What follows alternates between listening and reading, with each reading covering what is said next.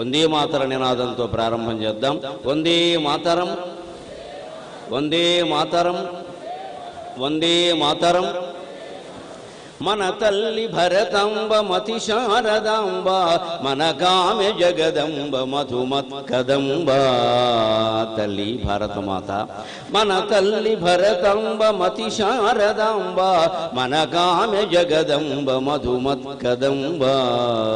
మన తల్లి దేహము మధుర గేహము, మన ప్రేమ ఆగేహమందు స్నేహము. మన తల్లి దేహము మధుర గేహము, మన ప్రేమ ఆగేహమందు స్నేహము. మన భారతీయత మానవత్వయుత, మన జాతి ధీయుత మహనీయ కవిత. మన భారతీయత మానవత్వయుత, మన జాతి ధీయుత మహనీయ కవిత. మన మహర్షుల బుద్ధి మహితాత్మసిద్ధి, మన మహర్షుల బుద్ధి మహితాత్మసిద్ధి. మన చిత్తశుద్ధియే మన సంపదృద్ధి. మన తల్లి భరతాంబ మతి శారదాంబ, మన కామె జగదంబ మధుమత్కదంబ.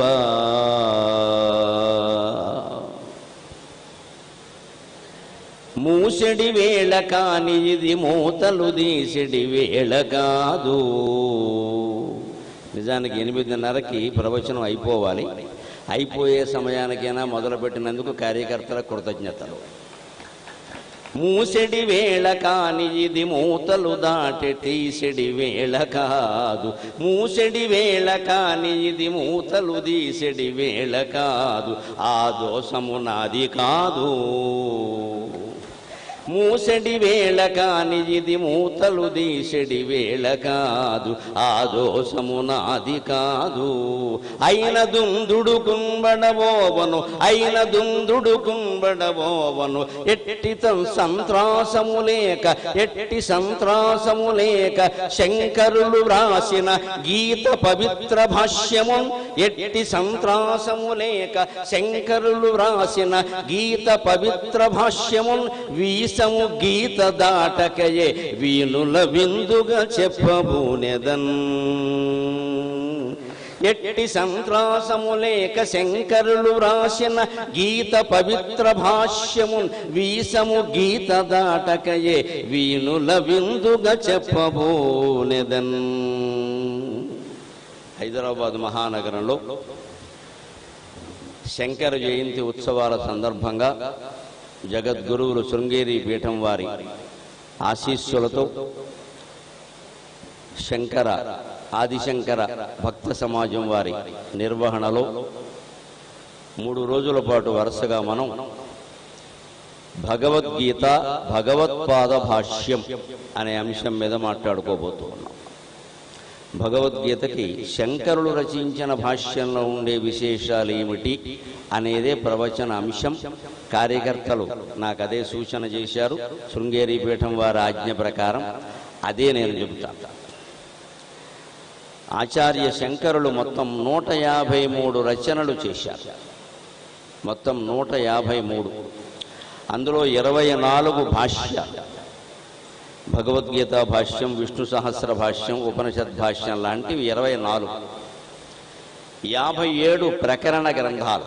ఆత్మబోధ ఇలాంటివన్నీ, సర్వ సిద్ధాంత సార సంగ్రహం, ఇవన్నీ ప్రకరణ గ్రంథాలు. అవి 57. ఆ పైన 3వ తరగతి పాఠకుల కోసం హాయిగా పాడుకుందుకు వీలుగా ఆయన స్తోత్రాలు రచించారు. కరావలంబ స్తోత్రం, కనకధారాస్తవం లాంటివి. అవి 72. 24 భాష్యాలు, 57 ప్రకరణ గ్రంథాలు, 72 స్తోత్రాలు, మొత్తం 153 రచనలు. 32 ఏళ్ల స్వల్ప వయస్సులో చేసిన ఏకైక మహానుభావుడు మహాకవి శంకరాచార్య. 32 ఏళ్ల వయస్సులో ఇన్ని మహత్తరమైన కార్యాలు చేయడం మానవ మాత్రుడికి సాధ్యం కాదు. కాబట్టి ఆయన్ని మనం శివావతారంగా భావించి నమస్కారం చేస్తూ ఉన్నాం. ముఖ్యంగా భగవద్గీత భాష్యం మీద మాట్లాడడానికి నేను ఎంత ధైర్యంగా ఉన్నానో అంత భయం కూడా ఉంది. భాష్యానికి, వ్యాఖ్యానానికి, వ్యాకరణానికి, తర్కానికి, వేదాంతానికి అన్నిటికీ ప్రతినిధి అయిన చతుర్ముఖ బ్రహ్మస్వరూపులు విశ్వనాథ గోపాలకృష్ణ గారు కూర్చుని వింటున్నారు. కాబట్టి నాకు భయంగా ఉంది. ధైర్యం ఎందుకు అంటే ఆయన ఎప్పుడు నువ్వు మావాడువయ్యా మావాడువయ్యా మావాడువయ్యా అంటారు. అంత విద్వాంసుడు నాకు మద్దతుగా ఉండడం నాకేమిటి భయం అని ధైర్యం కూడా ఉండదు. పెద్దలు ఉన్నందుకు మనం ఎంత భయపడాలో అంత ధైర్యంగా కూడా ఉండాలి. ఎందుకంటే వారు ఉన్నారు కాబట్టి మనకేం చింత లేదు. మనకు తోచింది పలుకుతాం, వ్యాఖ్యానం వారు చేసుకుంటారు. మావాడే అనే భావన ఉంది కాబట్టి. ముఖ్యంగా భగవద్గీత భాష్యంలో ఇతరులు కనిపెట్టలేని అంశం, శంకరాచార్య మాత్రమే తన వ్యాఖ్యానంలో రాసిన అంశం ఒకటి చాలా ముఖ్యమైనది. సాధారణంగా భగవద్గీత ఎందుకు బోధించారు అంటే, యుద్ధం చెయ్యను, నాకు ఇష్టం లేదు అని కూర్చున్నటువంటి అర్జునుణ్ణి ప్రేరేపించి యుద్ధం చేయించడానికే భగవద్గీత బోధించాడు. అందరికీ అర్థమవుతున్న విషయం. కానీ శంకరులు తన వ్యాఖ్యానంలో మొట్టమొదట్లోనే ఏం పేర్కొన్నారు అంటే, యుద్ధం చెయ్యమని కానీ చెయ్యొద్దని కానీ కృష్ణుడు అర్జునుడికి చెప్పలేదు, మీరు సరిగ్గా చదువుకోండి అన్నారు. యుద్ధం చెయ్యి అని కానీ చెయ్యొద్దని కానీ కృష్ణుడు చెప్పలేదు. ఊరికే తతో నిలబడి యుద్ధం చేయవయ్యా అని తతో యుద్ధస్వ తమా మనుస్మర యుధ్యచ లాంటి మాటలన్నీ భగవద్గీతలో ఉండడం సూచన మాత్రమే. నీకు చెయ్యాలనుంటే చేయలేతే లేదు. కానీ ఎందుకు చెప్పాడు భగవద్గీత అంటే, యుద్ధం చెయ్యను అనడానికి కారణం ఏమిటి అన్నాడు పరమాత్మ. ఎప్పుడు ఇంటి దగ్గర ఉండగా ఎప్పుడో సంధి రాయబారాలు అవి జరుగుతున్నప్పుడు నాకు యుద్ధం ఇష్టం లేదంటే గొడవ లేదు. ఆ సంధిలోనే మీరు ఏమీ ఇయ్యకపోయినా సరే మేమేమీ చెయ్యమయ్యా అనుకునేవారు. దానికే ఉంది. ఇప్పుడు ఉక్రెయిన్ వాడు రష్యా వాడు యుద్ధం మానేయమని అంటున్నాడు. ఏమిస్తానంటున్నాడు? మొత్తం జనానందరినీ మీకే ఇచ్చానుగా, ఇంక ఇచ్చే ఉంది, ఇప్పుడైనా మానేయండి అంటున్నాడు. అదే స్థితిలో ధర్మరాజు యుద్ధం మానేసి ఉంటే ఏమయ్యేది? అందుకే క్షత్రియ ధర్మం ప్రకారం యుద్ధం చేయవయ్యా అని చెప్పడానికే శ్రీకృష్ణుడు భగవద్గీత చెప్పాడు. అందులోనే తత్వమంతా చెప్పి యథేచ్ఛసి తథాకురు అన్నాడు చివరిలో. అది ముఖ్యమైన మాట. ఇదం గుహ్యతమం శాస్త్రం, ఇది చాలా రహస్యమైందని చెబుతూనే యథేచ్ఛసి తథాకురు, నేను చెప్పాను కదా అని యుద్ధం చేయొద్దు, నేను చెప్పలేదని మానేయద్దు. నేను సారథిగా ఉండొచ్చు, ఉండకపోవచ్చు. మూడో రోజున నాకు ఏదైనా అనుకోని ఇబ్బంది వస్తే నేను మానేయచ్చు. నువ్వు యుద్ధం మానేస్తావా? అందుకని అది కుదరదు. యథేచ్ఛసి తథాకురు. యుద్ధం ఏమిటో, మానవ జీవితం ఏమిటో, దైవం ఏమిటో, ఆత్మ ఏమిటో, తత్వం ఏమిటో, స్వధర్మం ఏమిటో, పరధర్మం ఏమిటో, ఎప్పుడు ఏది చేయాలో చెప్పడానికి నేను ప్రయత్నం చేశానయ్యా అర్జున. ఇదం గుహ్యతమం శాస్త్రం, చాలా రహస్యమైంది ఇది. సఖేతి భక్తోసి మే సఖా చేతి అని, నాకు నువ్వు భక్తుడు కాబట్టి, స్నేహితుడు కాబట్టి, ఇటువంటి వాడు ఒక సంక్లిష్ట సంక్షుబ్ధ దశలో ఉంటే ఉద్ధరించవలసినటువంటి బాధ్యత స్నేహితుల మీద ఉంది కాబట్టి నేను చేస్తున్నాను తప్ప నీ చేత బలవంతంగా యుద్ధం చేయించే ఉద్దేశం నాకు లేదు. కానీ అర్జున, నువ్వు యుద్ధం చెయ్యను అని చెప్పడానికి కారణం ఉంది. ఆ కారణంతో నువ్వు యుద్ధం చెయ్యని భాష్యం రాశారు భగవద్గీతకి శంకరాచార్య. మనం అంతా గ్రహించవలసిందే. యుద్ధం చేయవలసింది కౌరవులతో కాదు, పాండవులతో కాదు, ఎవరితోనూ కాదు. అసలు యుద్ధం చెయ్యను అనడానికి నువ్వు చెబుతున్న కారణం ఏమిటో ఉంది, అది నాకు నచ్చలేదు అన్నాడు. ఏమిటి కారణం చెప్పాడు అర్జునుడు? గాంధీవం సంసతే హస్తాత్ త్వచ్చైవ పరిదక్ష్యతే వ్యాపధుశ్చ శరీరే మే రోమహర్షశ్చ జాయతే. నా చేతులోంచి గాంధీవం జారిపోతుంది. త్వచ్చైవ పరిదక్ష్యతే, శరీరం అంతా మంటలు వచ్చేస్తున్నాయ్యా. వ్యాపధుశ్చ శరీరమే, వణుకు పుడుతుందయ్యా శరీరంలో. రోమహర్షశ్చ జాయతే, ఒక భయంతో పుట్టేటువంటి రోమకంపం ఉంది, అది వస్తుందయ్యా. రోమాంచం ఆనందంలో కాదు, భయంతో వస్తుంది. నాకు ఎందుకో ఇది అర్థం కావట్లేదు పరమాత్మ అంటూ ఆయన ఏం చెప్పారంటే, ఎందుకు వస్తోందయ్యా ఇప్పుడు? సేనయోరుభయోరు మధ్య రథం స్థాపయమే అచ్యుత అన్నావు కదా. అటేమో 11 అక్షోహిణుల సైన్యం, ఇటేమో 7 అక్షోహిణుల సైన్యం, అంతా నిన్ను నమ్ముకుని యుద్ధం దిగారు. పాండవులు ముఖ్యంగా, అందులో ధర్మరాజు నమ్ముకున్నది అర్జునుణ్ణి. శ్రీకృష్ణుడు కూడా అర్జునుడికి ఎందుకు సారథ్యం చేశాడు అంటే, గెలిపించగలిగేటువంటి వీరుడు. ఇప్పటి భాషలో చెప్పాలంటే గెలుపు గుర్రం అర్జునుడే. అందుకని ఆయనకి సారథ్యం చేశాడు. ఈ ఒక్క వీరుడు చనిపోకుండా ఉంటే, ఓడిపోకుండా ఉంటే యుద్ధంలో గెలవడం ఖాయం. భీమసేనుడున్నా, ధర్మజుడున్నా, నకులుడు ఉన్నా, సహదేవుడు ఉన్నా అంత యుద్ధం చేయలేరు. అందరికీ తెలుసున్న విషయం ఏది. జగదేక వీరుడు ఎవరు ఉంటో అర్జునుడే, అనుమానం ఏం లేదు. భారతం మొత్తం మీద జగదేక వీరుడు ఎవరు అంటే అర్జునుడే. రెండో వాడి పేరు చెప్పవలసిన అవసరం లేదు. ఎవరి పేరు చెప్పినా వారికి వరాలన్నీ ఉన్నాయో శాపాలను ఉన్నాయి. శాపాలు ఉన్న తర్వాత వీరుడు అంటే అలాగా పనిచేయనప్పుడు ఎంత వీరుడైతే ఏం ఉపయోగం ఇక్కడ? అందుకని అవేం కుదరవు. జగదేక వీరుడు అర్జునుడు. ఆ జగదేక వీరుడు నీరసపడ్డాడు ధర్మయుద్ధంలో, ధర్మం కోసం చేయవలసిన యుద్ధంలో. అందుకని నువ్వు చెబుతున్న కారణం ఉంది, అది సరైనది కాదయ్యా. ఆ కారణంతో యుద్ధం చేయి. ఏమిటి ఆయన చెప్పిన కారణం అండి? మనం అందరం జీవితాల్లో కూడా కురుక్షేత్రం అనే యుద్ధం చేస్తున్నాం. గమనించాలి, యుద్ధం చేయని మనిషి ప్రపంచంలో ఉండడు. యుద్ధం అనగానే కత్తులు కటార్లు అవసరం లేదు. మానసిక క్షోభ అనుభవిస్తూ నిరంతరం మనం యుద్ధం చేస్తూనే ఉన్నాం ఇక్కడ. అంటే ఖచ్చితంగా ఆ యుద్ధానికి మనం కర్తలం అనుకుంటూనే ఉన్నాం, బాధపడుతూనే ఉన్నాం. కాస్త ఏదైనా ఒక విషయంలో జీవితంలో గెలవగానే ఓహో నేను గెలిచాను అంటూ ఉన్నాం. ఇంకో విషయంలో ఓడిపోగానే అయ్యో నాకే వచ్చింది దుఃఖం అంటూనే ఉన్నాం. అంటే యుద్ధాల్లో గెలుస్తున్నాం, ఓడిపోతున్నాం. ఈ కారణమే సరిగ్గా అర్జునుడు చెప్పాడు. యుద్ధం చేయకపోవడానికి కారణం ఏమిటంటే ఆచార్యాన్ మాతులాన్ భ్రాతృన్ పుత్రాన్ పౌత్రాం సఖీంస్తథా. ఆచార్యాన్ మాతులాన్ భ్రాతృన్ పుత్రాన్ పౌత్రాన్ సఖీంస్తథా శిశురాన్ సుహృదశ్చైవ శిశురాన్ సుహృదశ్చైవ సేనయోరుభయోరపి తాన్ సమీక్షస కౌంతేయక సర్వాన్ బంధూనవస్థితాన్. ఇది ముఖ్యమైనటువంటి కారణం ఆయన చెప్పింది. మన అందరి జీవితాల్లో కూడా ఈ కారణం ఉంది. ఈ కారణంగానే మనం బంధువులతో ఎప్పుడూ తగాదా పెట్టుకోం. మన వాళ్ళైతే ఒకలా ఆలోచిస్తాం, పరాయి వాళ్ళైతే ఒకలా ఆలోచిస్తాం. ధర్మం గురించి కాకుండా మనవాడైతే ధర్మం మార్చేస్తాం, పరాయివాడైతే ధర్మాన్ని వక్కాణిస్తాం. అక్కడ ఖచ్చితంగా ఈ పక్షపాతం ఉంది. స్వపరభేదం అనేది, ఈ స్వపరభేదం అనే దాంతో నువ్వు యుద్ధం చెయ్యాలి తప్ప ముందు కౌరవులతో కాదయ్యా అన్నాడు. ఎందుకంటే ఈయన గారు ఏమంటున్నాడంటే ఇక్కడ ఆచార్యాన్, నాకు ఆచార్యుడైన ద్రోణాచార్యులు కృపాచార్యులు అక్కడ ఉన్నారు. మాతులాన్, మేనమామైన శల్యుడు మా పక్షం మానేసి ఆయన పక్షం చేరడంటే ఆయనతో నేను యుద్ధం చేయవలసిందే కదా. మాద్రికి స్వయంగా అన్నగారు, మా నకుల సహదేవులకి మేనమావ, మాకు మేనమావే కదా. మేనమావను చంపడానికి నన్ను యుద్ధం చేయమంటావా? ఎవరి దగ్గర? మేనమావను హాయిగా చంపేసిన శ్రీకృష్ణ పరమాత్మ దగ్గర. దాన్ని చూసి కృష్ణుడు ఒకసారి నవ్వుకున్నాడు. నాకు ఈ సూత్రం కంసుడిని చంపేటప్పుడు ఎవడు చెప్పలేదయ్యా. నేను మేనమామ అనుంటే వాడు ఎంతో మంది మేనమామల్ని మేనలలోనే చంపేసేవాడు. పుట్టగానే 30 హత్యా ప్రయత్నాలు ప్రపంచంలో ఎవడి మీదన్నా జరిగాయి అంటే శ్రీకృష్ణ పరమాత్మ ఒక్కడి మీదే జరిగాయి. శ్రీకృష్ణ పరమాత్మ ఒక్కడి మీద జరిగాయి 30. మీరు భాగవతం లెక్కపెట్టి చూసుకోండి, ఇంకో 2 ఎక్కువే ఉంటాయి కానీ తక్కువ ఉండవు. ఆ దుర్మార్గుడు అంత ప్రయత్నాలు చేశాడు. పుట్టగానే చెల్లెలని కానీ చెల్లెళ్ళు కొడుకుని కానీ దయా దాక్షిణ్యం లేకుండా ఆయన ఎక్కడ పెద్దవాడై తనని చంపేస్తాడో అని చంపడానికి ప్రయత్నం చేసిన మేనమామని కాపాడడం, యుద్ధం చేయకపోవడం అంటే ఏమంటారు? చేతకాంతనం అంటారు. తల్లి కానీ తండ్రి కానీ ఎవరు మెచ్చుకునే విషయం కాదు ఇది. ఇగో ఈ మేనమామని కృష్ణుడు చంపడం వల్లే మనకేం పుట్టింది అంటే మేనమావ మేనల్లుడు బంధాలన్నీ పోయా కానీ రోహిణిలో పుడితే మేనమావ గండవమ్మ అని పుట్టింది. ఎందుకంటే కృష్ణుడు రోహిణిలో పుట్టాడు.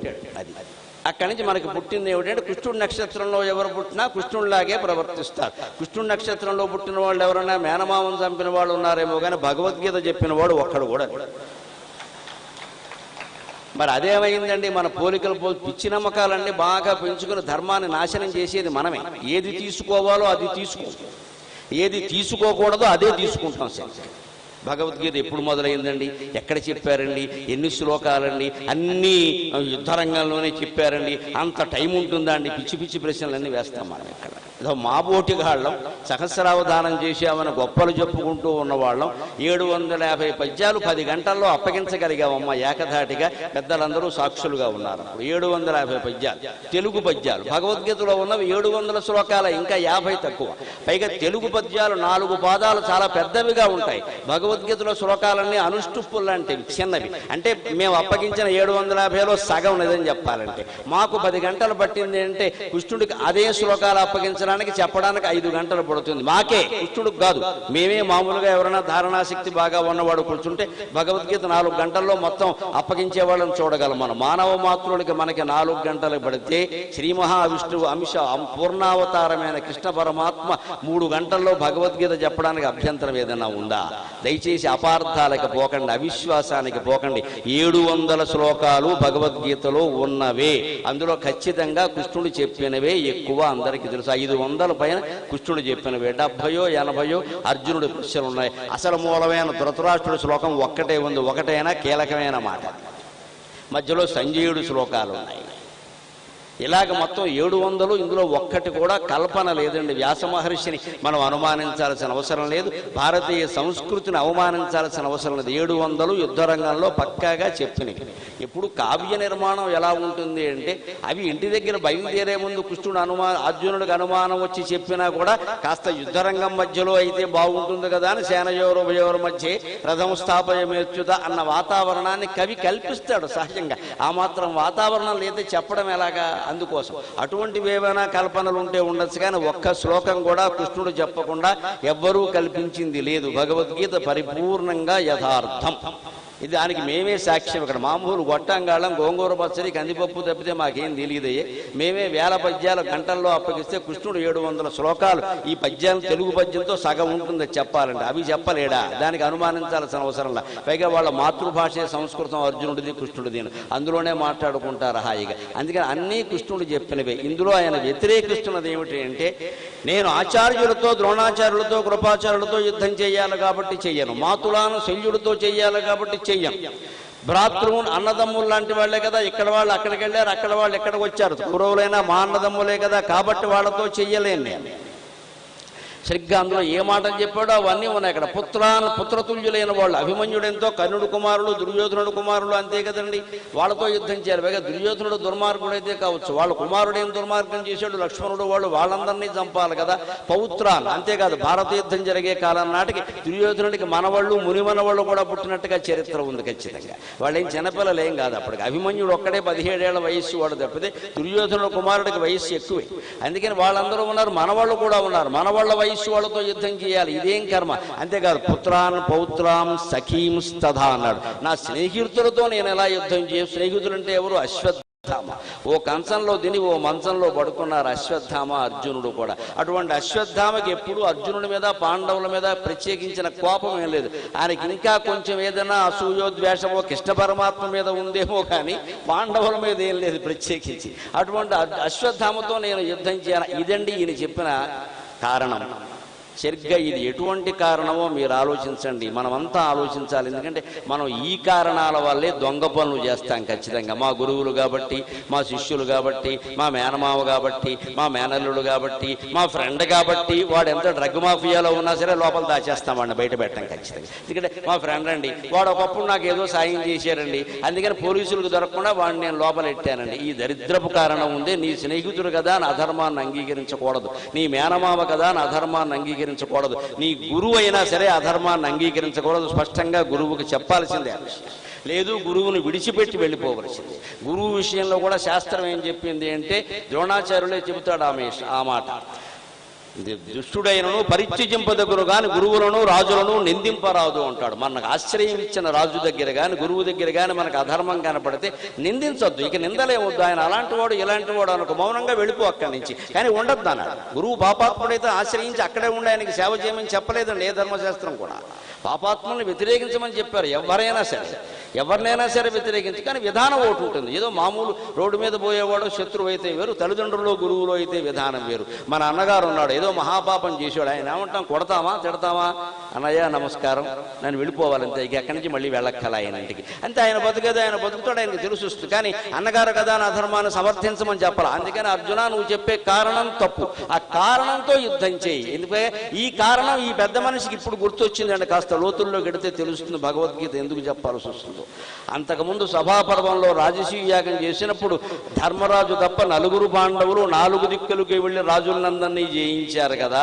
అందులో ఎవరు మిత్రులు ఎవరు లేరా, బంధువులు ఎవరు లేరా, మేనమామలు ఎవరు లేరా? మరి వాళ్ళందరినీ ఎలా చంపేశారండి, ఎలా ఓడించారండి, కానుకలని ఎలా పట్టుకొచ్చారండి అంటే వీళ్ళ బంధువులు ఎవరు లేరు కాబట్టి వాళ్ళతో యుద్ధం చేస్తాడు ఈ అర్జునుడు గారు. ఈయన ధర్మం ఎలా ఉందంటే, నా మేనమావులు, నా కొడుకులు, నా కోడళ్ళు, నా మంత్రులు, నాకు దగ్గర వాళ్ళు ఎవరు లేకపోతే పరాయి వాళ్ళు అయితే వాళ్ళతో నేను యుద్ధం చేస్తా. వాళ్ళు ఏ తప్పు చేయకపోయినా సరే. రాజసూయ యాగం చేసినప్పుడు దండయాత్ర చేశారు కదా, ఏ తప్పు చేశారండి వాళ్ళు? సహదేవుడు దక్షిణ దిగ్విజయ యాత్రకు వచ్చాడు. సహదేవుడు చేతుల్లో ఓడిపోయిన వాళ్ళు అనుకుంటే ఇబ్బంది కొంచెం. మన ఆంధ్రులు కూడా ఉన్నారు, భారతంలో ఉంది ఆ విషయం. ఆంధ్రరాజులు ఓడిపోయారో గెలిచారో మనకు అనవసరం, కానీ 5000 ఏళ్ల క్రితం నాటకే సహదేవుడితో యుద్ధం చేసే శక్తి కలిగిన జాతి ఆంధ్ర జాతి. అందుకు మనం గెలిచాలి.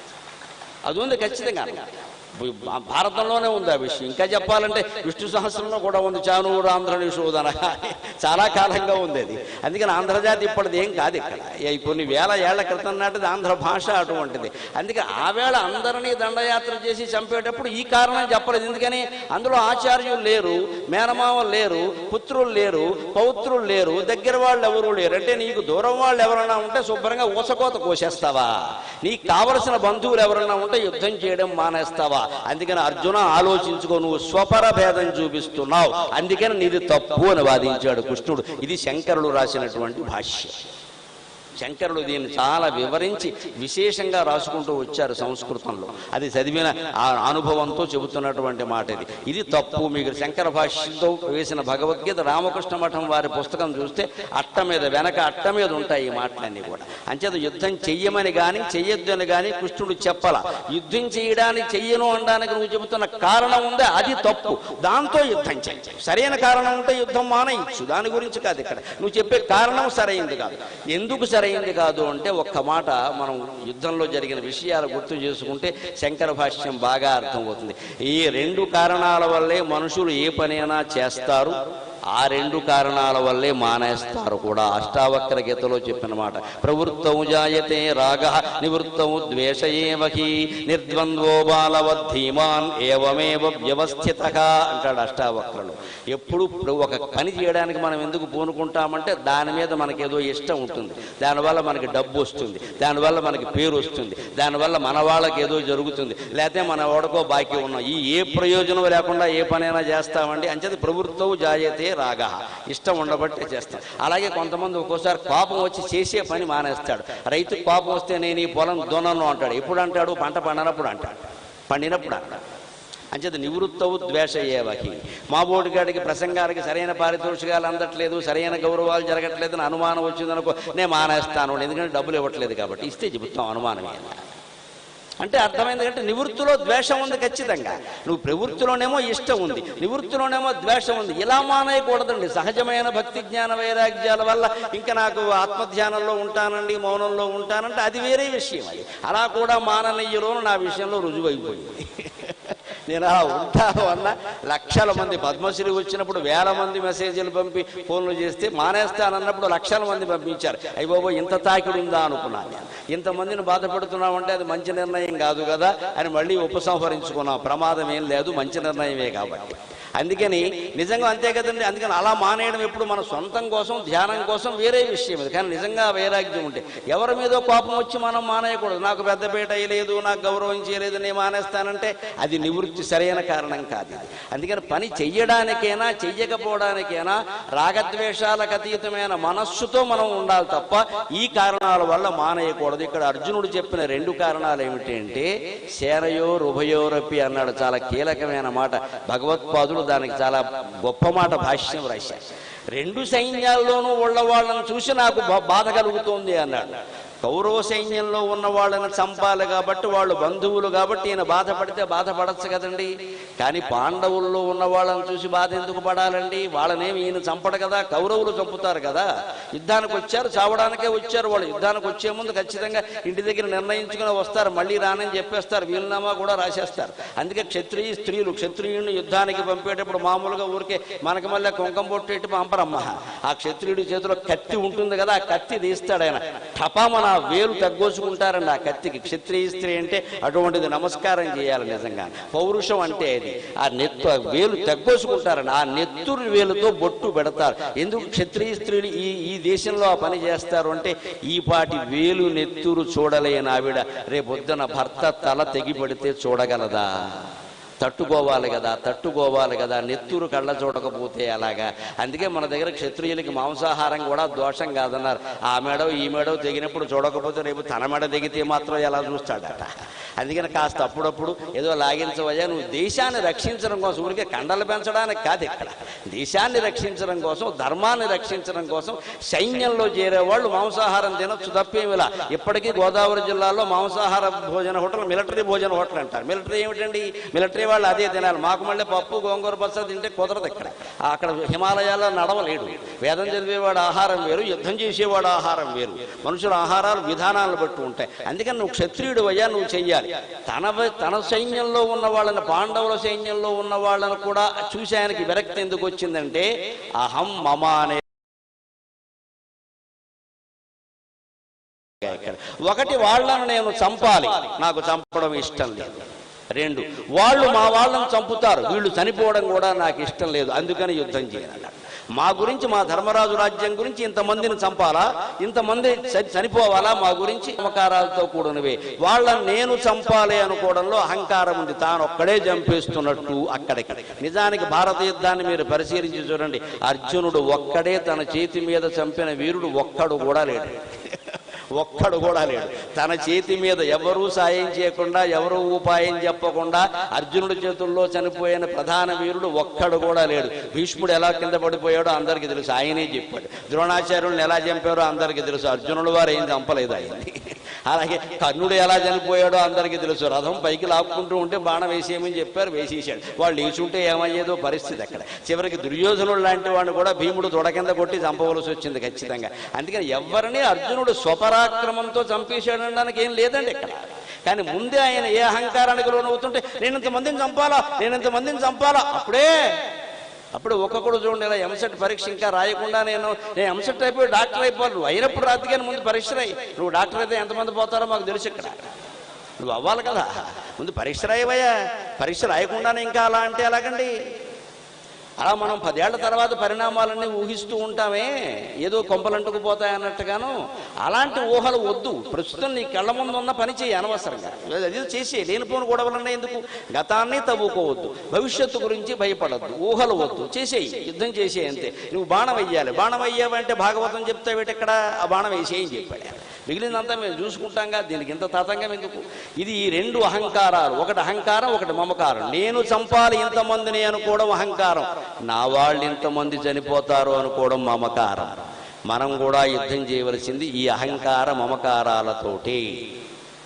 ఏ పని చేసినా తల్లిదండ్రులు ఎవరికైనా సరే పిల్లాడు ప్రోగ్రెస్ కార్డు పట్టుకొచ్చి చూడగానే ఏమంటారు, ఫస్ట్ ర్యాంక్ వచ్చిందా మా బంగారు కొండే, నా బాజార బండే అంటే. ర్యాంక్ రాకపోతే అనవుగా, అనుమానం ఏం లేదుగా.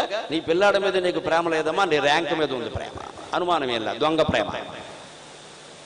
పిల్లాడి మీదే ప్రేమ ఉంటే వాడు కార్డు చూపించగానే, ఎవరే కార్డు గిడ్డు అవతల పెట్టరా, కాళ్ళు కొడుకుని ఏమన్నా తినరా బాబు, పొద్దు నుంచి అక్కడికెక్కడో వెళ్ళున్నావు తినరా అన్న తల్లి ఉంటే నమస్కారం, 2 చేతులు. నువ్వు ఎప్పుడు పట్టుకొస్తావా అని చూస్తున్నాను రా. ఎందుకంటే పేరెంట్ వాళ్ళకి వెళ్ళి మనం గొప్పలు చెప్పుకోవాలి, మా వాడు ఫస్ట్ ర్యాంక్, మా వాడు ఫస్ట్ ర్యాంక్. ఒకవేళ వాడికి పొరపాటున 25కి 23 మార్కులు వస్తే వెంటనే why didn't you get 2 less అని అడుగుతాం అనమాట. మన జీవితంలో మనకి ఎప్పుడు 25కి 25 రాలేదు, తల్లికి కానీ తండ్రికి కానీ. పిల్లలకు వచ్చేయాలి. పిల్లల మీద ఏ ప్రేమ చూపిస్తున్నామంటే ర్యాంకు ప్రేమ తప్పితే నిజమైన ప్రేమ కాదు. వాళ్ళు ఏదో వృద్ధిలోకి రావాలి, డబ్బులు సంపాదించకపోతే నువ్వు ప్రేమించమన్నట్టే కదా. వాడికి ర్యాంక్ రాకపోతే నువ్వు ప్రేమించమన్నట్టే కదా. నీ ప్రయోజనాలు నెరవేరకపోతే కొడుకును కూడా తల్లి కూడా ప్రేమించదనేటువంటి కాలంలో జీవిస్తున్న మనం ఎంత అహంకారానికి లోనవుతున్నామో గమనించుకోవాలి. అహంకారం అంటే ఇదే. నిష్కారణంగా మన పిల్లల్ని కూడా మనం ప్రేమించలేకపోతున్నాం, నిష్కారణంగా మన తల్లిదండ్రులను కూడా మనం ప్రేమించలేకపోతున్నాం. ప్రతి దానికి ఏదో కారణం ఆశిస్తున్నాం. ఇక్కడ ఈ కారణంతో యుద్ధం చేయమండమే భగవద్గీత భాష్యం, అదే ఆచార్య శంకరుల వాక్యం. కారణం ఏం చెబుతున్నారో గమనించండి. కొడుకును మెచ్చుకుంటున్నావు, కూతుర్ని మెచ్చుకుంటున్నావు, ఎందుకు మెచ్చుకుంటున్నావు? ఆ కారణం చెప్పు, మీ అబ్బాయి కాబట్టి మెచ్చుకుంటే సరిపోయి, ఇంకేం అక్కల. వేరే కారణం ఉందంటే ఆ కారణం ఉందన్నమాట, అది లేకపోతే మెచ్చుకోవాలంటే. అలాగే తిట్టాం, అందువల్ల తిట్టాం, అది లేకపోతే తిట్టాం అన్నమాట. ఈ కారణంతో యుద్ధం చేయాలి. అంచేది మా వాళ్ళందరూ చనిపోతారు అనడం మమకారం, వాళ్ళని నేను చంపాలి అనడం అహంకారం. ఇంకొక మాట అన్నాడు అర్జునుడు. సరిగ్గా 2 మాటలు వస్తాయి ఇందులో లెక్క. మనిషి ఎందుకు బలహీనతకు లోనవుతాడు అంటే, ఏదైనా పని చేయవలసి వచ్చినప్పుడు అర్జునుడు యుద్ధం చేయాలనుకోండి, ఎవరితోన్నా యుద్ధం చేయాలి, వారి ముందు నేనెంత అనుకుంటాడు. ఒక్కొక్క వీరుడు వారి ముందు నేనెంత అనుకుంటాడు. అంటే ఇది బలహీనతే కదా. ఇంకొక వీరుడు ఉంటాడు, నా ముందు వీళ్ళెంత అంటాడు. లెక్క ఇద్దరూ దోషులే అంటారు భగవద్గీత భాష్యంలో శంకరాచార్యులు. వారి ముందు నేనెంత అని బలహీనపడ్డము తప్పే, నా ముందు వీళ్ళంతా అని అహంకరించడము తప్పే. ఇద్దరు వీరులు మనకి భారతంలోనే ఉన్నారు. వారి ముందు నేనెంత అని బలహీనపడిన వాడు ఉత్తర కుమారుడు. భీష్మద్రోణ కృపాది ధన్వినికరాభీలంబు దుర్యోధన గ్రీష్మారిత్యపటు ప్రతాప విసరాకీర్ణంబు శస్త్రాస్త్ర జాలోష్మస్ఫార చతుర్విధోజ్వల బలాత్యుగ్రంబు ఉదగ్రధ్వజర్చిష్మత్వాకలితంబు సైన్యము ఇది ఏ జరంగ శక్తుండని కౌరవసేన చూచి వడకందొడగన్ మరితోడమేను నీ ఊరకపోవుచుంకి ఇది ఒప్పునే అని ఏడిచాడు. వారి ముందు నేనెంత అని బలహీనపడ్డాడు ఉత్తరుడు. అలాంటి వాడు కూడా యుద్ధానికి పనికిరాడు, ధర్మ నిర్వహణకు పనికిరాడు. నా ముందు వాళ్ళెంత అన్నవాడు ఎవడో తెలుసా? చాలా మందికి ఆశ్చర్యంగా ఉండొచ్చమ్మా. ఈ అర్జునుల వారి కుమారుడే అభిమన్యు. అందుకే బుగ్గైపోయాడు 24 గంటలు. అర్జునుడు అనలేదు ఎప్పుడు భారత యుద్ధంలో మొత్తం నా ముందు వాళ్ళెంత అనలేదు. ఆయనకు తెలిసి వచ్చింది. ఏదో కృష్ణరాయబారానికి ముందు పద్యాలు పాడినా యుద్ధం మొదలెట్టిన తర్వాత భీష్ముడు కూడా 10 రోజులైనా కింద పడకపోయేసరికి ఇది చాలా కష్టమని అర్థమైపోయింది. ఇప్పుడు రష్యా వాడికి అర్థం కాలా, మొత్తం 70 రోజులైంది, ఇంకా సగం ఉక్రెయిన్ అలాగే ఉంది. అక్కడ వీడెంత ఉక్రోషం చూపించినా సరే ఓ పక్క వాళ్ళు కూడా దెబ్బతింటున్నారు. ఇప్పటికిప్పుడు ఎన్నికలు జరిపితే పుతిన్కి గ్రామ సర్పంచ్గా కూడా ఎన్నికాడు వాడు, అనుమానం వెళ్ళ వాడి దేశంలోనే. అంత వ్యతిరేకత ఉంది ఖచ్చితంగా. యుద్ధం మొదలుపెట్టింది ఎప్పుడు 2 పక్షాలు నాశనం అవుతాయి. కోర్టుకి వెళ్ళిన వాళ్ళు ఇద్దరూ దెబ్బతింటారు ఖచ్చితంగా. ఒకడు పైకి ఏడుస్తాడు, ఒకడు లోపలికి ఏడుస్తాడు, అంతే తేడా. ఎలాగో కోర్టు ఖర్చులు మనం ఖర్చు పెట్టినవి రావు. అందుకని ఓడిన వాడు పైకి ఏడుస్తాడు, గెలిచిన వాడు లోపల ఏడుస్తాడు. యుద్ధమేనా అంతే. కానీ ధర్మం కోసం యుద్ధం చెయ్యాలి. ఎలాగా? మనం ఎవరి మీద యుద్ధం పనిగట్టుకుని చేయొద్దు. కానీ ఏ దేశమైనా మన దేశం మీద యుద్ధం ప్రకటిస్తే చెయ్యాలా వద్దా? మన వ్యక్తిగత జీవితాలైనా అంతే. మనం ఎవరి స్థలాలు ఆక్రమించం, కానీ మన స్థలం ఎవడైనా ఆక్రమిస్తే ప్రాణాలకి తెగించి పోరాడవలసిందేనమ్మా. అదే ధర్మం, అదే ధర్మం.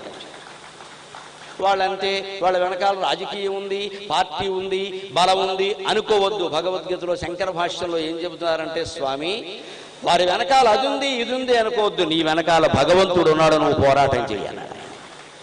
నీది ధర్మం అయినప్పుడు నీ వెనకాల భగవంతుడు ఉన్నాడు కదా, ఎందుకు వాళ్ళు ఉన్నారు వీళ్ళు ఉన్నారంట. అలాగే అభిమన్యుడిలాగా గర్వపడద్దు, నా ముందు వీళ్ళెంత అని. అక్కడ కూడా భగవంతుడు ఉన్నాడు, ఏం చేయాలో అదే చేస్తాడు.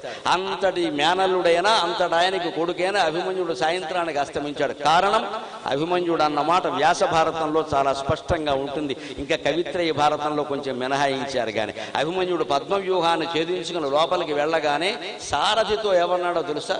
ద్రోణాచార్యుడు దగ్గరికి పోనీ, ద్రోణాచార్యుడు దగ్గరికి పోనీ, ఆయన సంగతి చూద్దామన్నాడు. వీడి వయస్సు ఎంత? ద్రోణాచార్యుడు ఎంత? వీళ్ళ నాన్న గురువు గారు అనేసి అదేనా ఆలోచించాలా? వీళ్ళ నాన్న గురువు అదేనా? అయ్యో ద్రోణాచార్యుడు దగ్గరికి పోనీ, ఆయన సంగతి చూద్దాం అంటే సారథి చెప్పాడు. అభిమన్యుడు సారథికి 60 ఏళ్ళు, చిన్నవాడు కాదు ఆయన. అది వరకు అర్జునుడికి సారథినే అభిమన్యుడికి సారథి చేశారు. ఎందుకంటే అర్జునుడికి సారథిగా కృష్ణ పరమాత్మ ఉన్నాడుగా. ఇంకో సమాచారం కూడా చెప్పాలి, లేకపోతే పొరపాటు పడతా. శ్రీకృష్ణుడు జీవితం అంతా డ్రైవర్ కాదండి, దయచేసి గమనించండి. ఆయన పని కాదు, ఆయనకి గవర్నమెంట్ వారు ఇచ్చిన ఉద్యోగం కాదు. ఆయన కర్మ కారిపోలేదు. ఆయనకు రథం ఉంది ప్రత్యేకంగా, శైబ్య వరాహక మేఘ పుష్పాలనే ప్రత్యేక, సుగ్రీవం అనే అశ్వాలు ఉన్నాయి ప్రత్యేకంగా. దారుకుడు ఆయన రథసార. ఈ 18 రోజులు మాత్రమే అర్జునుడికి రక్షణగా ఉండడానికి ఆయన సారథ్యం అంగీకరించాడు తప్పితే శ్రీకృష్ణుడు శాశ్వతంగా అర్జునుడికి డ్రైవర్ అనుకోకూడదు. అలా చెయ్యలేదు. అందుకని అర్జునుడికి సారథి ఎవరంటే వేరే ఆయన ఉన్నాడు ప్రత్యేక. ఆయనకు 60 ఏళ్ళు పైన ఉన్నాయి. ఆయన అభిమన్యుడు సారథిగా పెట్టారు. ఆ సారథి 60 ఏళ్లవాడు. అనుభవంతో చెబితే వినాలా వద్దా? ఎప్పుడు యువతరం ఆచరించాలి, పెద్దలు ఆలోచన అందించాలి. అప్పుడు దేశం బాగుంటుంది, జీవితం కూడా బాగుంటుంది. ఆలోచన పెద్దలది, ఆచరణ పిన్నలది. ఆలోచన యువతరం చేయకూడదండి. ఆలోచించడం వాడికి తెలియదు, వాడికి అనుభవం లేదు. నేను కుంభస్థలం కొట్టాలని కొడతాడు, కుంభస్థలం ఏం లేదు, ఇక్కడ కింద పడతాడు. 10 లక్షలు పెట్టుబడి పెట్టవలసిన చోట 10 కోట్లు పెట్టి వ్యాపారం చేస్తాడు. మొత్తం మునుగుతాడు, వీడు మునుగుతాడు, తండ్రిని ముంచుతాడు. అదే వ్యాపారంలో అనుభవం ఉన్న తండ్రినో మేనమావనో పెంతండ్రినో సలహా అడిగితే, బాబు ఊళ్ళో నేను చింతపండు కొట్టు పెట్టినప్పుడు 1000 రూపాయలే పెట్టానురా పెట్టుబడి అని చెబుతాడు. 1000 రూపాయలే పెట్టాను, చింతపండు ఒకటే అమ్మాను, తర్వాత వచ్చిన వాడు చింతపండు ఉందండి జాంపండు లేదంటే జాంపండు కూడా తెచ్చాను, అది లేదా ఇది లేదా అంటే తెచ్చానురా, నెమ్మదిగా వ్యాపారం పెంచుకున్నాను, అలా కొద్దిగా పెట్టాలి కానీ కోట్లు పెడితే ఎలాగా అంటాడు. ఆయన తండ్రిని అడగకుండా కొడుకు పెట్టేసాడు అనుకోండి, పెద్ద ఎత్తున పెట్టాలి, మొత్తం స్పెన్సర్ పెట్టాలి, వీడికి సెన్సార్ అయిపోతుంది ఇక్కడ ఖచ్చితంగా. ఎప్పుడు ఆలోచన పెద్దలది, ఆచరణ యువతరానిది, గమనించాలి ఖచ్చితంగా. ఆచరించడం, ఎందుకంటే పెద్దలకు వయస్సు రీత్యా ఆచరించే అవకాశం ఉండదు, శరీరం సహకరించదు. అందుకని వాళ్ళ సలహా తీసుకోవాలి, పిల్లలు ఆచరించాలి. అభిమన్యుడు అక్కడ ఏం చేయాలంటే పొరపాటు, ఈ 60 ఏళ్ల వాడు చెప్పాడు, బాబు ద్రోణాచార్యుల్ని ఎదిరించి పోరాడడం మీ నాన్నగారికి కూడా కొంచెం కష్టం అయ్యా, నేను చాలాసార్లు చూశాను, ఉత్తర గోగ్రహణంలాగా అనేక యుద్ధాలు జరిగాయి, అనేక యుద్ధాలు నేను చూశాను కదా, కష్టం అమ్మా, నా మాట విను. ముందు కొంచెం దుశ్శాసనుడు కొడుకు, దుర్యోధనుడి మనవడు, కొంచెం చోటా గ్యాంగ్ ఉన్నారయ్యా, 2020 T20 గ్యాంగ్ ఉంటారు అక్కడ, వాళ్ళ సంగతి చూసుకుందాం, కాస్త వాళ్ళని లేపేస్తే నీలో ఆత్మవిశ్వాసం కూడా పెరుగుతుంది అంటే అభిమన్యుడండి ఎటువంటి మాట మాట్లాడో ఆలోచిస్తే ఎందుకు అతనికి మృత్యు అంత తొందరగా వచ్చిందో అర్థమవుతుంది. భగవన్ నింద చేశాడు. ద్రోణాచార్యుడు ముందు నేను నిలబడలేరా, సాక్షాత్తు కృష్ణార్జునుడు వచ్చి నిలబడినా సరే అయిపోతారని చెప్పాడు. ఇది అభిమన్యుడు నోట వచ్చిన దారుణమైన మాట. ఎవరి కృష్ణుడు, ఎవరి అర్జునుడు? తండ్రి మీదైనా గౌరవం లేదా? మేనమావ మీద లేకపోయే తండ్రి మీదైనా లేదా? జగత్తంతా పూజిస్తున్నటువంటి జనార్దనుని వచ్చి ఎదురుగా నిలబడమను అంటావా? అందుకే వీడు అరిచి గీపెట్టినా ఆయన ఎదురుగా నిలబడలేదండి, సాయంత్రానికి వెళ్ళిపోయాడు. కృష్ణ పరమాత్మ కాపాడదలుచుకుంటే చక్రం వేసి కాపాడేవాడు. అర్జునుడిని కాపాడలేదా? అభిమన్యుడిని కాపాడా? అడగలేదు, అడక్కపోగా ధిక్కరించాడు. దైవానుగ్రహం కలగాలంటే అమ్మవారి ముందు నిలబడి దీనంగా ప్రార్థన చెయ్యాలి, కానీ సవాళ్ళు చేస్తే కుదరదమ్మా. ఇక్కడ ఖచ్చితంగా నిలబడి ప్రార్థన చేయవలసిందే. నీకంటే నాకెవరమ్మా అని ప్రార్థన చేస్తేనే అమ్మవారు కరుణిస్తుంది, కానీ మనం సవాళ్ళు చేస్తూ కూర్చుంటే అలా. అభిమన్యుడు చేసిన పనిది. అందుకని ఉత్తర కుమారుడు వాళ్ళ ముందు నేనెంత అని బలహీనపడితే, అభిమన్యుడు నా ముందు వాళ్ళెంత అని గర్వించాడు. ఇద్దరు యుద్ధంలో దెబ్బతిన్నారు. మీకు తెలుసు, ఉత్తర కుమారుడు భీష్ముడు సైన్యాధిపతిగా ఉన్న 10 రోజుల్లో పాండవ సైన్యంలో చనిపోయిన ప్రధాన వీరుడు ఉత్తర కుమారుడు. మొదట చనిపోయింది వాడే, బోణి వాడిది. అది కూడా 7వ రోజునో 8వ రోజు. అంతవరకు ప్రధాన వీరులను ఎవరిని భీష్ముడు చంపలేదు, కావాలనే చంపలేదు అనుకోవచ్చు. మొత్తం మీద పోయింది ఈయన ఉత్తర కుమారుడు. సరే, అభిమన్యుడు ఎంత ప్రధాన వీరుడో అందరికీ తెలుసు. తర్వాత ద్రోణ పర్వంలో ఆయన చనిపోయాడు. ఈ ఇద్దరికీ ఆ గతి పట్టింది. అందుకే భగవద్గీత భాష్యంలో చాలా స్పష్టంగా చెబుతున్న మాట, శంకరులు ఎందుకు ఈ పని చేస్తున్నారో ఆలోచించండి, ఆ కారణంతో యుద్ధం చేయండి. ఖచ్చితంగా ఈ 2 అహంకార మమకారాలే, వాటిని విడిచిపెట్టి మనం యుద్ధం చేయాలి.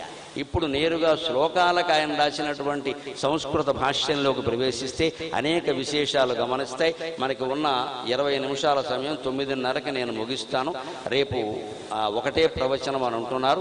6:06కి మొదలవుతుంది. అప్పుడు విశేషంగా మిగిలిన విషయాలన్నీ చెప్పుకుందాం. ఆ శ్లోకాల్లో ఉండే అద్భుతమైన భాష్యం ఈ 20 నిమిషాల్లో చెప్పగలిగింది చెప్పి మిగిలింది రేపు ప్రయత్నం చేస్తాను. ఒక్క క్షణం విరామం.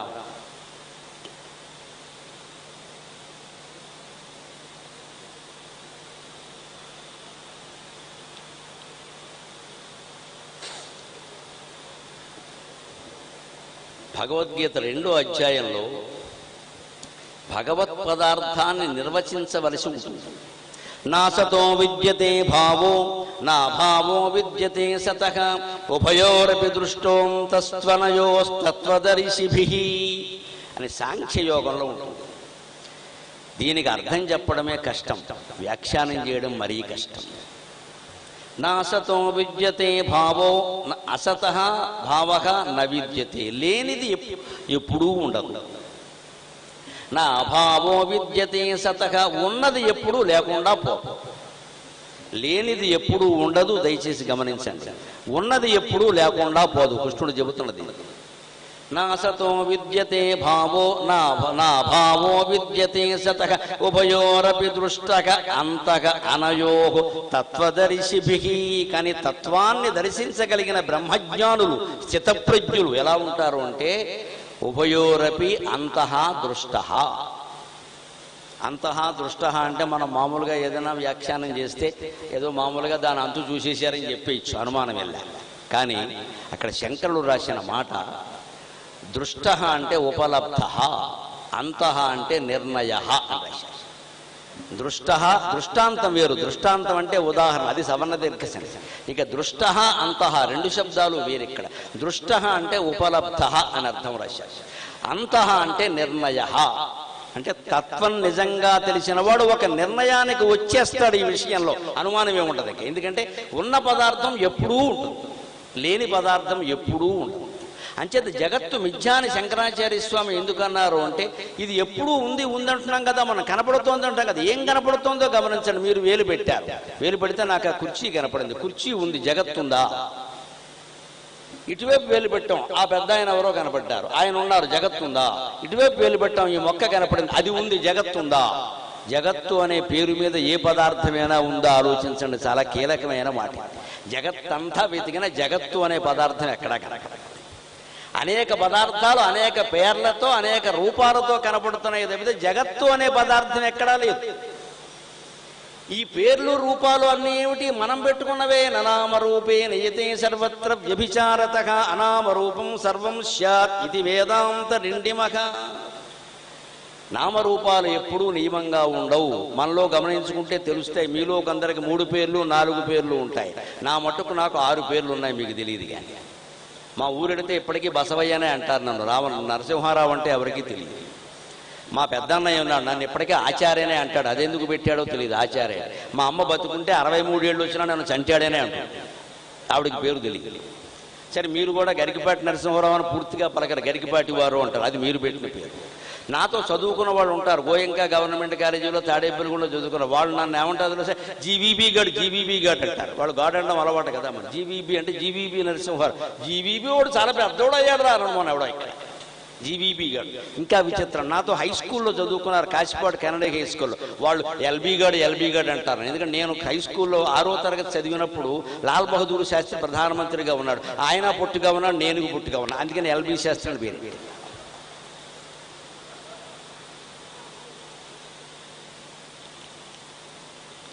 ఇన్ని పేర్లు ఇలా ఉండగా వివాహం అయిన తర్వాత ఆవిడ ఎలా పిలుస్తుంది అంటారా? ఆవిడ దయ ఎలా ఉంటే అలా పిలుస్తుంది. గౌరవం కలిగితే గురువు గారి కాఫీకి రావచ్చు అంటారు, లేకపోతే ఏంటిది ఇక్కడ కూర్చున్నాం ఖాళీగా అంటారు. వెళ్ళవలసిందే, మనకు అవసరం కదా. పేరు పెట్టినట్టు పలకాల్సిందే. నా మటుక్కు నాకు బోడి వెంకయ్యకి 16 పేర్లు ఉంటాయి. ఇక్కడ జగత్తులో ప్రతి పదార్థానికి ఎన్ని పేర్లు ఉంటాయండి? పేర్లును నామా పేరును పట్టుకుని రూపాన్ని పట్టుకుని వేలాడడం ఎంత తప్పండి. అందుకని జగన్మిథ్య అన్నారు శంకరాచార్య. అందులో అబద్ధం ఎక్కడుంది? అసలు కనపడుతుంది కదా మిథ్య అంటారు. ఇప్పుడు అజ్ఞానం ఏం కనపడింది? ఎవరు కనపడ్డారు? ఒక ప్రత్యేకించి ప్రతివాడిని వేలుడుతున్నావు. మొత్తం కలిపి జగత్ ఎక్కడుందో చెప్పండి. చెప్పడానికి వీలు లేదు, ఉండదు. పైగా జాయతే గచ్చతి ఇది జగత్, దాని నిర్వచనం ఏది? జాయతే పుడుతుంది, గచ్చతి పోతుంది. పుట్టిపోయేది ఉందని ఎలా అంటారండి? పుట్టిపోయేది ఉందని ఎలా అంటారు? ఒక అర్భకుడైన పిల్లాడు ఎవడో పుడితే పుట్టాడని సంతోషించారు. 10 రోజులు పండగ చేయకముందే వెళ్ళిపోయాడు అనుకోండి, వెళ్ళిపోయాడమ్మా మనకు యోగం లేదంట. పుట్టాడు వెళ్ళిపోయాడు, పుట్టకముందు అతను లేడు, వెళ్ళిపోయాక లేడు. జగత్తు మొత్తం అంతే. నాదౌ యచ్చనాస్త్యంతే తత్సంతన్మధ్యే భాంతమప్యసం అతో మిథ్యా జగత్ సర్వం ఇది వేదాంత రిండిమఖ. ముందు నాదౌ, నా ఆది యందు లేదు. అలాగే యచ్చనాత్యంతే, చివరిలో కూడా లేదు. అటువంటిది మధ్యలో ఉన్నా కూడా లేనట్టే. దీనికి స్పష్టమైన ఉదాహరణ ఏమిటంటే, మనం పడుకుని కలగంటున్నాం. పడుకునేటప్పుడు కల ఉందా? లేదు. పడుకున్నాక వచ్చింది, మెలకు రాగానే పోయింది. అంచేత కల మిథ్యా కాదా? జగత్తు కూడా అంతే, పుట్టింది పోతుంది. ఇది మిథ్య. దీన్ని మొత్తం కలగా భావించగలిగితే జీవితంలో ప్రతిదాన్ని తేలిగ్గా తీసుకుంటా. ఓ పెద్ద సన్మానం చేశారు, అది కలే. మన్నాడు కూడా గోమ్మె కొట్టాడు, అది కూడా కలే, తీసేయచ్చు. లేకపోతే ఈ సన్మానం బుర్రకెక్కేసింది, ఆ గోమ్మె కొట్టింది బుర్రకెక్కేసింది, ఇంటికి వెళ్ళి పడుకుంటే నిద్ర పట్టట్లా. మళ్ళీ రేపొద్దున సన్మానం చేస్తారా, గోమ్మె కొడతారా? ఏదో తెలుసుకోవాలిగా. ఏం జరుగుతుందో ఎవరు చెబుతారండి? మన ప్రవర్తన బట్టి ఉండొచ్చు, వారు అపార్థము చేసుకోవచ్చు. దానికే ఉంది. ఇక్కడ సుఖ దుఃఖాలు రెండూ సమానంగా తీసుకోవాలంటే రెండూ మిథ్యాన్ని తెలియాలి కదా. సుఖం దుఃఖం రెండిట్లోనూ ఖమ్ అనేది ఉంది. ఖమ్ అంటే ఆకాశం గగనం శూన్యం, లేని దాన్నే ఖమ్ అన్నారు. అంచేత సుఖం దుఃఖం అంటే నువ్వు సూచేరిస్తే సుఖమైంది, నువ్వు దూచేరిస్తే దుఃఖమైంది. ఏం చేరుస్తావు? నీ ఇష్టం చేర్చుకో. జరిగింది ఒక పరిణామం అంతే.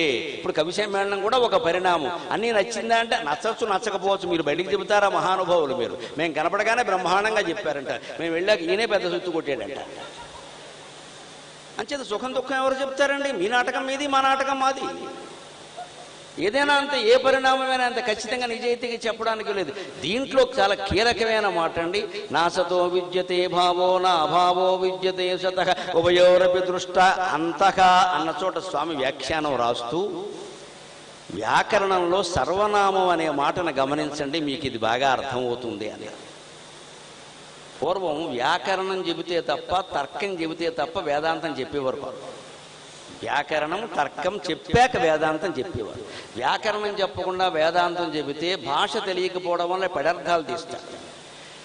తర్కం చెప్పకుండా వేదాంతం చెబితే హేతువు లేకుండా గుడ్డి నమ్మకాలన్నీ పెంచేస్తాడు.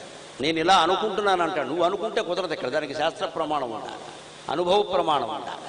అంచేత వ్యాకరణము తర్కము రెండూ చెప్పాక వేదాంతం చెప్పేవారు. వ్యాకరణంలో మనకు తెలుసు నామవాచకం సర్వనామం. ఇప్పుడు ఈ మాటలు తెలియకపోవచ్చు. నౌను ప్రణవును అంటారు కదా, ఏదైనా కానీ నామవాచకం సర్వనామం. స్వామి అక్కడ వ్యాఖ్యానం రాస్తూ అంటారు, సర్వనామం అనే మాటను గమనించండి. సంస్కృతంలో తత్ అని ఒక శబ్దం ఉంది కదా, తత్తేతాని తత్తేతాని అని నపుంసకలింగంలో చెప్తారు. సఖతౌతేతం తౌతాంతేన దాభ్యాం తేభ్యక అని తేన దాభ్యాం తై అని పుల్లింగంలో చెప్తారు. సా తేతాహతాం తేతాహతయా తాభ్యాం తాభికి అని స్త్రీలింగంలో చెబుతారు. తచ్చబ్దానికి నిర్వచనం ఎలా ఉంటుంది? రూప నిష్పత్తి సఖ దకారాంత తచ్చబ్ద పుల్లింగ అని చెప్తే సఖతౌతే అని చెబుతారు. అదే దకారాంత స్త్రీలింగ తచ్చబ్ద సా తేతా అని చెప్తారు. దకారాంతగా నపుంసకలింగ తచ్చబ్ద తత్తేతాని అని చెబుతారు. అంటే తచ్చబ్దం పుల్లింగం అవుతోంది, స్త్రీలింగం అవుతోంది, నపుంసకలింగం అవుతోంది. లింగాతీతులైనటువంటి భగవంతుడిని గురించి చెప్పడానికి తత్ అనే శబ్దం ఒక్కటే ఉంటుంది, ఇంకేమీ ఉంటుంది. అంచేతనే తత్వమసి అన్నారు. ఖచ్చితంగా తత్వం అసి. భగవంతుడికి పేరు లేదు, రూపం లేదు. వెంకటేశ్వర స్వామినో ఇంకొక శివుడనో రాముడనో మన ఆరాధన కోసం మనం పెట్టుకున్నవే, చరిత్రలో ఏర్పడిన పేరు లేదు. అంచేత రూపభేదం ఎప్పుడూ చూడకూడదు. అందుకని రూపభేదం చూడకూడదు. కాబట్టి ఈ రూపం గొప్పది అని ఎవడైనా ప్రవచనకర్త మాట్లాడేవాడు అంటే ఇంతకంటే మూర్ఖుడు లేడు అన్నమాట. ఆ రూపం నాకు ఇష్టం అనొచ్చు, అంతేగాని ఆ రూపం గొప్పది ఇంకో రూపం తక్కువది అనడానికి అవకాశం లేదండి ఆయన. అలాగే జగత్తత్వం మొత్తం చెప్పగలిగింది శంకరాచార్య ఒక్కరే. కాబట్టి జగద్గురువు అంటే శంకరాచార్య ఒక్కరే. తత్ అనే మాట గమనించండి. అందులో ఉండే విశేషం ఆయన చేసిన వ్యాఖ్యానం. తదితి బ్రహ్మ, తదితి సర్వనామ, తదితి సర్వనామ, సర్వమించ బ్రహ్మ తన్నామ సర్వనామ అన్నారు. ఆశ్చర్యకరమైన వ్యాఖ్యానం. ఇంత గొప్ప వ్యాఖ్యానం ఇంకెవ్వరూ చేయలేరు. ఎప్పుడు 6 నెలల క్రితం ఈ వ్యాఖ్యానం పుస్తకంలో చదివినప్పుడు మీరు నమ్మకపోవచ్చు కానీ నా ఇల్లాలు సాక్షి, ఈ ఒళ్ళంతా గిల్లుకుని ఏడిచాను నేను. మహానుభావ మహానుభావ, ఇప్పటికి తత్వం అర్థమైందయ్యా, ఇప్పటికి తత్వం అర్థమైందా. ఇది వ్యాఖ్యానం. తదితి బ్రహ్మ, తదితి సర్వనామ, సర్వంచ బ్రహ్మ తస్య నామ సర్వనామ. భగవంతుడికి మీరు పేరు పెట్టాలంటే తత్ అనే మాట ఒకటే పెట్టాలి, ఇంకేం పెట్టడానికి వీలేదు. రాముడు అనగానే కౌశల్యాతనయుడు అయ్యాడు, దేవకీ తనయుడు కాకుండా పోయాడు. శివుడు అనగానే పార్వతీపతి అయ్యాడు, లక్ష్మీపతి కాకుండా పోయాడు. అంచేత భగవంతుడిని చెప్పడానికి ఎప్పుడు తత్ అనేది ఒకటే ఉపయోగిస్తుంది. తత్ అదే శాశ్వతమైనది. ఇంకో విచిత్రం ఏంటో తెలుసా? మరి లోకంలో ఇంతమందికి ఇన్ని పేర్లు ఉన్నాయి, దేవుళ్ళకు కూడా ఇన్ని పేర్లు ఉన్నాయంటే సర్వనామం అనే మాట గమనించండి. మనకి తెలుగు వ్యాకరణం చెప్పినప్పుడు సర్వనామాన్ని ఏమంటారు? నామవాచకములకు బదులుగా వాడబడినది అంటారు, అంతే కదా. నామవాచకములకు బదులుగా వాడబడినది అంటారు కదా. రాముడు సీతాదేవిని పెళ్లియాడను, అతడే వనవాసము చేసను. రెండోసారి రాముడు అనడం అవసరం లేక అతడు అంటాం, అంతే కదండి. నామవాచకానికి బదులుగా వాడబడేది సర్వనామం. కానీ వేదాంతంలో గడితే సర్వనామానికి బదులుగా వాడబడేదే నామవాచకం. సర్వనామం అన్నిటికీ వర్తించే పేరు, అందరు సర్వనామం. ఆ మాట గమనించండి. వ్యాకరణం ఎంత గొప్పదో, సంస్కృతం ఎంత గొప్పదో. సర్వనామం అందరికీ పెట్టదగిన పేరు ఏదంటే తత్. అంటే అది ఎదురుగా ఉన్నాడు కదా, నీకు నువ్వు కాదు కదా, ఎదుటి వాడికి ఏదో పేరు పెట్టి తత్ అంటే అదే అతని పేరు. తదితి సర్వనామం, తచ్చబ్దం సర్వనామమే కదా వ్యాకరణం ప్రకారం. సర్వంచ బ్రహ్మ అనేది శాస్త్రం నిరూపించిన విషయమే కదా. సర్వాత్మనాపరం బ్రహ్మ శ్రోతురాత్మతయా స్థితం నాయాసో బ్రహ్మ విజ్ఞప్తౌ ఇది వేదాంతరిండిమక.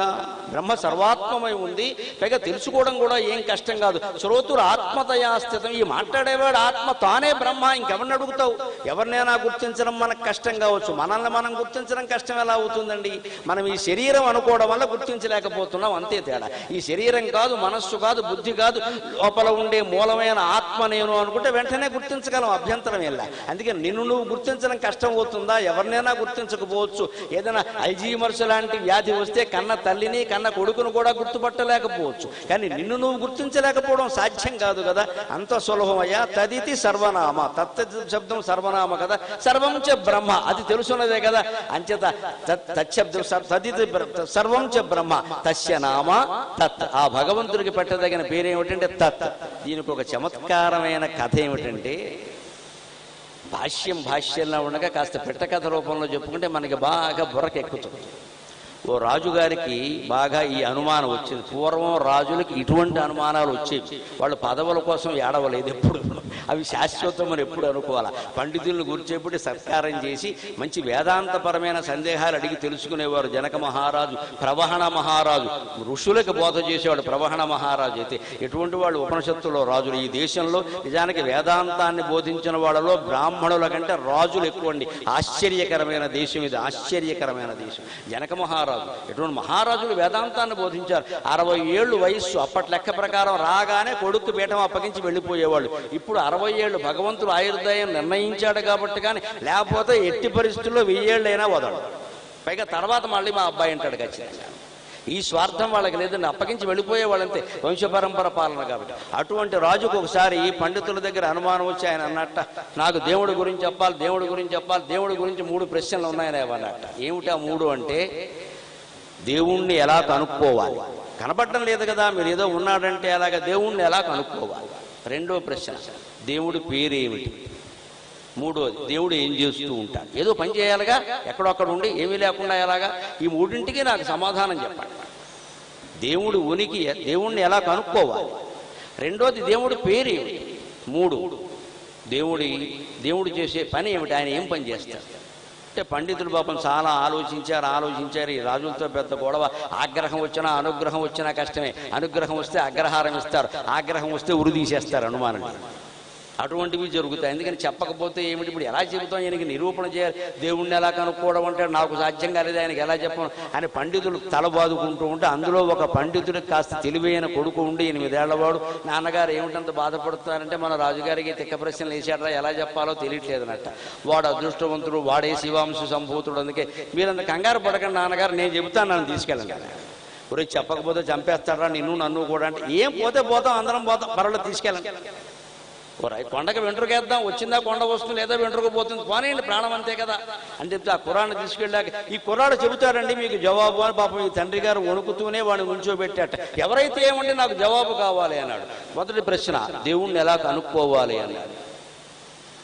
వెంటనే ఆ కుర్రాడు, ఒక పెద్ద డేగిసా తెప్పించండి, ఈ రాజమందిరంలో పెట్టించండి, సభామందిరంలో, దాంట్లో పాలు కాగించండి, దేవుణ్ణి ఎలా పట్టుకోవాలో నేను చెబుతా అన్నాడు. పాలు కాగించారు. మరగ్గా చేశారు. దాంట్లో పెద్ద చెట్టు పెట్టారు. ఈ కుర్రాడిని అక్కడ పెట్టారు. చెప్పరా అబ్బాయి అన్నాడు. ఈ కుర్రాడు చెట్టు అందులో పెట్టి గుండ్రంగా ఇలా తిప్పుతున్నాడు. వాడు 5 నిమిషాలు తిప్పాడు, 10 నిమిషాలు తిప్పాడు. ఆ వేడికి చెమటలు వస్తున్నాయి, సభలో వాళ్ళకి ఒళ్ళు మండిపోతుంది, అక్కడ ఏసీలు కూడా లేవు. దేవుణ్ణి పట్టుకోమంటే తెడ్డు తిప్పుతున్నాడు ఏమిటి వీడు అనుకున్నారు. అంటే అప్పుడు రాజుగారు అడిగారు, ఏమయ్యా దేవుణ్ణి కనుక్కోవడం చెప్పవేంటే, ఒకసారి ఇలా రండి అన్నాడు. చూపించాక, ఈ పాలల్లోంచే కదండి వెన్న వస్తుంది, పాలల్లో వెన్న ఎక్కడుందో అని వెతుకుతున్నాను నేను అన్నాడు. కాగిన పాలు అక్కడ ఉంటే వాటిని ఇలా తిప్పుతూ వెన్న కోసం వెతుకుతున్నానండి. పాల నుంచి వెన్న వచ్చినప్పుడు పాలల్లో ఉండాలి కదండి, తర్కమే కదా అది. అదేమిటండి ఉండవా? అందుకని పాలల్లో వెన్న ఎక్కడుందో వెతుకుతున్నాడు. చిన్నపిల్లలు అంటే ఇలాగే ఉంటారమ్మా, అజ్ఞానం. పాలల్లో వెన్న అలా వస్తుందా? వాటిని కాచాం కదా, తోడు పెట్టాలి, తర్వాత మర్నాటికి పెరుగు అవుతుంది, దాన్ని కవ్వం పెట్టి చిలకాలి, అప్పుడు పేరుకుంటుందయ్యా వెన్న అంటే. అప్పుడు ఆ కుర్రాడు చెప్పాడు, అయ్యా పాలల్లోంచి వెన్న తీయడానికి ఇంత మధించడం అవసరమైనప్పుడు నీ జీవితాన్ని మొత్తం మధించకుండా నీకు భగవంతుడు కనిపిస్తాడా? నీ జీవితాన్ని మథనం చేయి. బ్రహ్మచర్యం ఒక దశ, వివాహం అన్నిటికంటే పెద్ద దశ. తల్లిదండ్రుల బంధం పాలు లాంటి బంధం. బ్రహ్మచర్యం అనేది ఉంది, ఆ పాలు కాచి తోడు పెట్టడం, కాచడం. బ్రహ్మచర్యం అంటే అగ్నే, మరి పాటిస్తే నిజంగా అగ్నే అది. అందుకని తల్లిదండ్రుల బంధం పాలు. బ్రహ్మచర్యం అనేది ఉందే, అది పాలు కాచినటువంటి పాలు, వేడెక్కి సెగబట్టే అనమాట. తర్వాత వివాహం ఉందే, అది కరడు. ఇంగ్లీషులోను తెలుగులోనూ కూడా కరడే. కరడు కట్టిన బంధం, శుభ్రంగా కరడు కట్టేసి ఒక క్షణం శాంతి, ఇంకో క్షణం అశాంతి. ఎవడు చెబుతాడు ఇక్కడ? ఒక క్షణం అనుగ్రహం, ఇంకో క్షణం ఆగ్రహం. ఎవరు చెప్తారండి? ఎవరిది లోపం అంటే ఇద్దరిది లోపమే. ఆ బంధమే అటువంటిది. అందుకని అది కరడు కట్టింది. అది తర్వాత స్నేహితులు అవి అంటారు. స్నేహితులు అంటే స్నేహం. స్నేహం అంటే సంస్కృతంలో నెయ్యి. అందుకని నెయ్యితో అభిషేకం చేస్తారు దేవుడికి. అదో బంధం. అంటే ఆ వెన నుంచి తీశారు. ఇంత కష్టపడితే కానీ రావట్లేదు కదా. అలా నీ తల్లిదండ్రుల బంధాన్ని, బ్రహ్మచర్య బంధాన్ని, వివాహ బంధాన్ని, పిల్లల బంధాన్ని, స్నేహితుల బంధాన్ని అన్నిటితో నువ్వు ఎలా ఉంటున్నావో మదనం చేస్తే నీలో ఉన్న దైవత్వం బయటపడుతుంది మహారాజా అని 8 ఏళ్ల పిల్లాడు చెప్పాడు. అది నా భారతదేశం, అది నా భారతదేశం. రాజు చాలా సంతోషించాడు. బ్రహ్మాండంగా చెప్పేవయ్యా, అసలు ఈ పండితులందరికీ ఇవ్వడం కంటే నీకే అగ్రహారం ఇచ్చేయవలసింది. చాలా బాగా చెప్పి. మరి రెండో ప్రశ్న అంటే ఏమిటి స్వామి అన్నాడు. దేవుడు పేరేమిటి అన్నాడు. ఓ పీట తెప్పించమన్నాడు. పీట వేశాడు. అక్కడ తద్దినం పీట అంత పీట తెచ్చారు ఏకంగా పెద్ద. దాని మీద ఓ బిందె పెట్టండి అన్నాడు. పెట్టారు.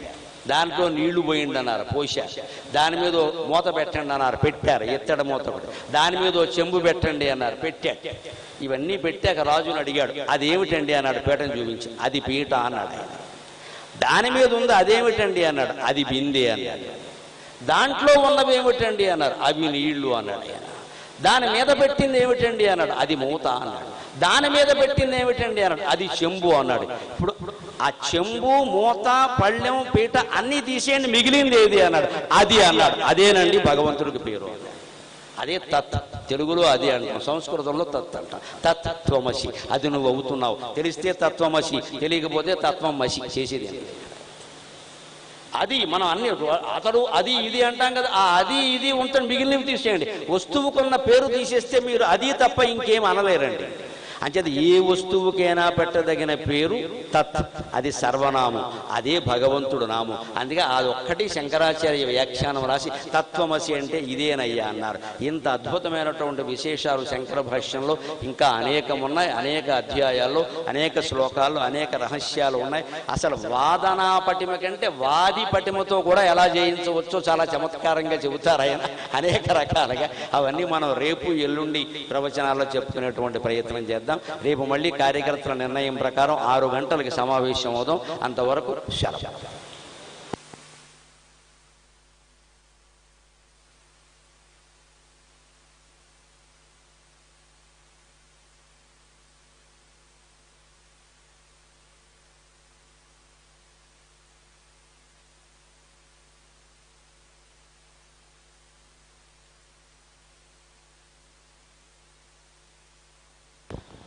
అందరం ఒక్కసారి లేచి నిల్చుందామమ్మా. పద్మశ్రీ అవార్డు మనకి దగ్గర 2004-05 ప్రాంతం నుంచి గురువు గారు ఆదిశంకరాచార్య జయంతి ఉత్సవాల్లో దాదాపు ప్రతి సంవత్సరం, ఒక్క సంవత్సరం కొద్దిగా ఇబ్బందితో ఆగింది తప్ప ప్రతి సంవత్సరం మన శంకర జయంతి సభలకి వారు వస్తున్నారు. పద్మశ్రీ అవార్డు గ్రహీతగా మొట్టమొదటిసారి వారు వేదిక అక్కడ పద్మశ్రీ తీసుకొని వస్తే ఇప్పటిదాకా అలకాపూర్లో అయ్యేటటువంటి సభ మరి పద్మశ్రీ వారిని పిలిచినప్పుడు దానికి తగ్గట్టు ఉండాలి కదా అని ఇక్కడ ఎగ్జిబిషన్ గ్రౌండ్ లో అంతే స్థాయిలో మనం పెద్దగా ఏర్పాటు చేసుకున్నాం. గట్టిగా మనందరి కరతాళ ధ్వనులతో గురువు గారికి ఆనందం తెలియపరచుకొని రేపు ఇంతకి 10 జనం అయ్యేట్టుగా అందరము కూడా ఏకీకృతమై ఈ కార్యక్రమాన్ని దిగ్విజయం చేసుకుందాము అని చెప్తూ గురువు గారు రాక కోసం రేపు ఎదురు చూస్తూ వారికి సాష్టాంగ ప్రణామాలు. నేను గురువు గారిని ఎప్పుడైనా సింహతలాటంలో మిగతా వాటిల్లో చూసా కానీ ఇవాళ నా కన్నుల పండగగా ఉంది. గండపెండేరంలో చూస్తూ ఉన్నాను గురువు గారిని. గండపెండేరం వేశారు ఇవాళ. అది అత్యుత్తమమైనటువంటి సన్మానం, చాలా గొప్పది. ఇంకా అంత దాన్ని మించి ఇంకొక సన్మానం లేదు అని చెప్పచ్చు. గజారోహణం కంటే కూడా గండపెండేరం గొప్పది. కాబట్టి అలాంటి సన్మానం ఇవాళ ఆ సన్మానంలో వచ్చిన పద్మశ్రీ గండపెండేరంతో ఉండేటటువంటి పెద్దలకి నమస్కారం చేసుకుంటే భాగ్యం. అది మా అక్కయ్య గారితో సహా కలిపి రావడం అనేది నాకు తృప్తిగా చాలా మనస్సుకి ఆనందాన్ని ఇచ్చింది. మనందరి కరతాళ ధ్వనులతో గురువు గారికి ఒకసారి నమస్కారం, సాష్టాంగ ప్రణామం అదే అక్కడి నుంచి కొట్టేదే అని చెప్తూ వానికి విరామాన్ని ఇద్దాం. ఇవాళకి స్వస్తి చెప్తూ ఉన్నాం. శారదే పాహిమాం శంకర రక్షమాం, శారదే పాహిమాం, శారదే పాహిమాం, శారదే పాహి మాం.